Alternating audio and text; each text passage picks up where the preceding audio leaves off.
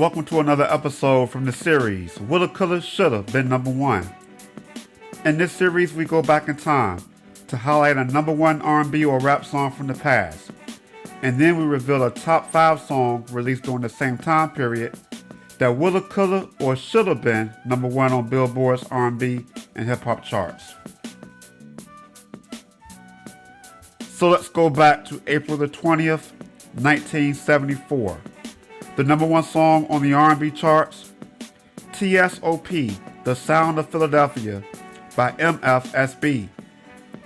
The 70s is arguably the greatest period of soul music. It's certainly my favorite in many respects, even though I wasn't born until the latter part of the decade. I was a child of the 80s and came of age in the 90s.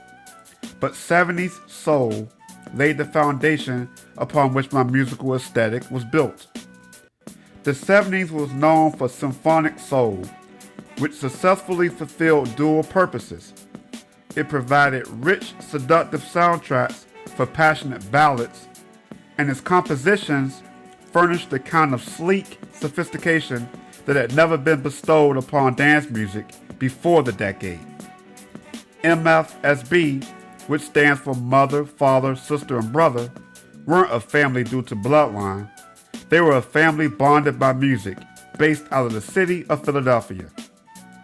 MFSB were musicians who provided much of the symphonic, soulful sound on the musical productions of Kenny Gamble and Leon Huff, two of the greatest songwriters and producers in the history of R&B and soul music.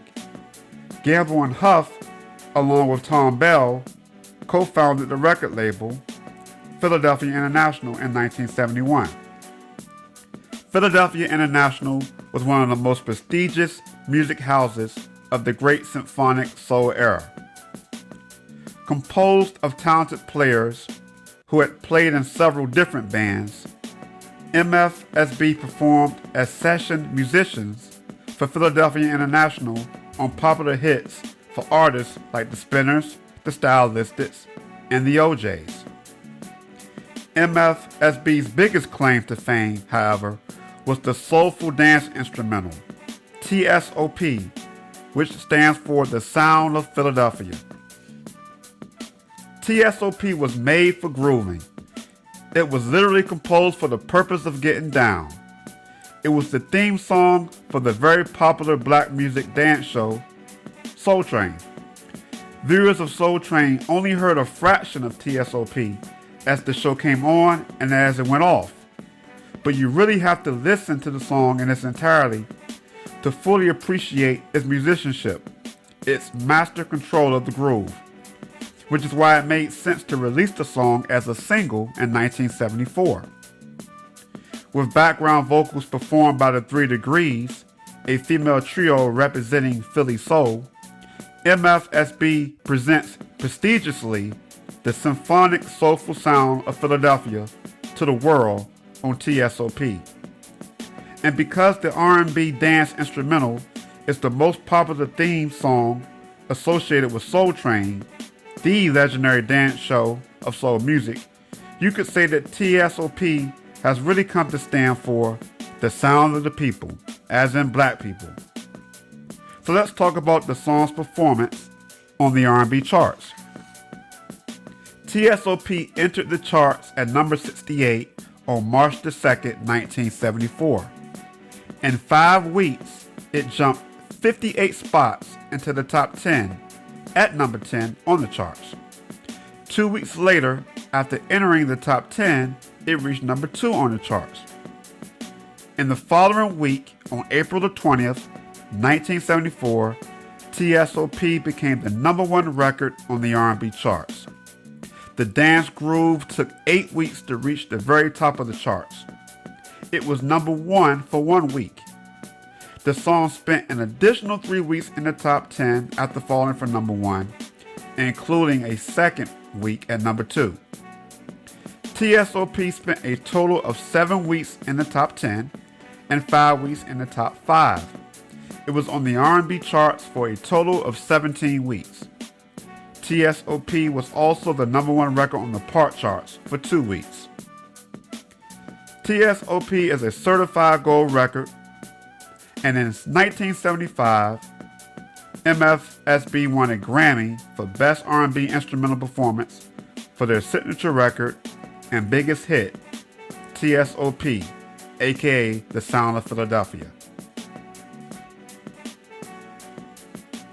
TSOP is a great soulful record by a talented group of musicians who gave the world not just the sound of Philadelphia, but the sound of black folks. But there was another song, this one a bluesy soulful ballad by a Kansas City bred group of crooners turned musicians that woulda, coulda, shoulda been number one in April of 1974. Can you guess the group and the name of the song? I'll give you 10 seconds to think about it.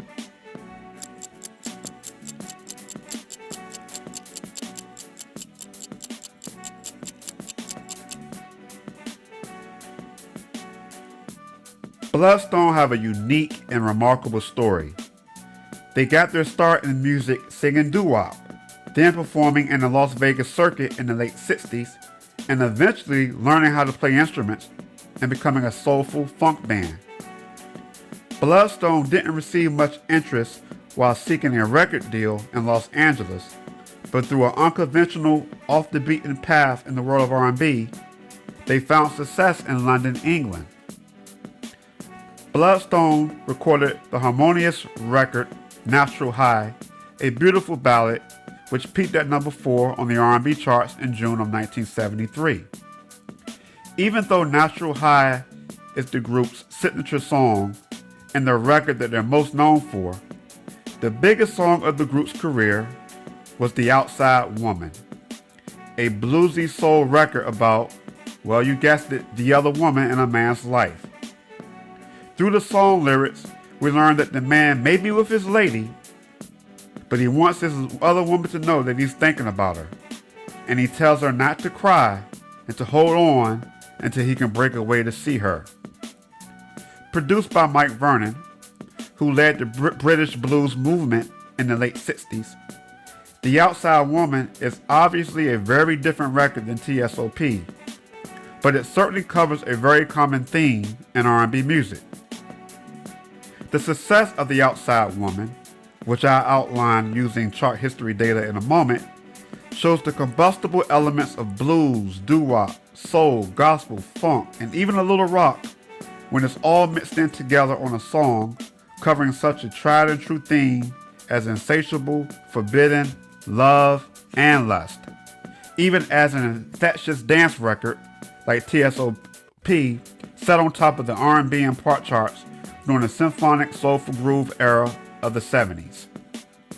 So let's talk about The Outside Woman's performance on the R&B charts. The Outside Woman entered the charts at number 90 on February the 9th, 1974.